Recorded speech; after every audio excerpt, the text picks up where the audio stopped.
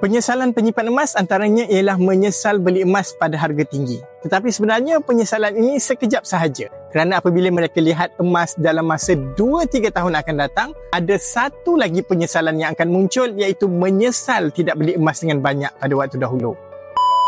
Penyesalan ini sebenarnya lebih lama kerana setiap tahun mereka lihat harga emas akan sentiasa naik. Tahun 2009 dengan RM2,276, anda boleh membeli gold bar 20 gram. Tetapi hari ini, anda hanya mampu untuk membeli sekitar 5 gram emas sahaja. 16 tahun lepas, ramai yang rasa harga gold bar 20 gram ni mahal. Sekarang menyesal kerana tidak beli emas yang banyak pada waktu dahulu. Gold bar 20 gram apabila dijual hari ini telah memberikan keuntungan secara purata 17.39% tahun selepas simpanan selama 16 tahun. Kenaikan harga emas ini sudah pasti selagi wang kertas dicetak tanpa berdasarkan emas. Bermakna 16 tahun akan datang, kita akan pasti dapat lihat kenaikan harga emas seperti sekarang.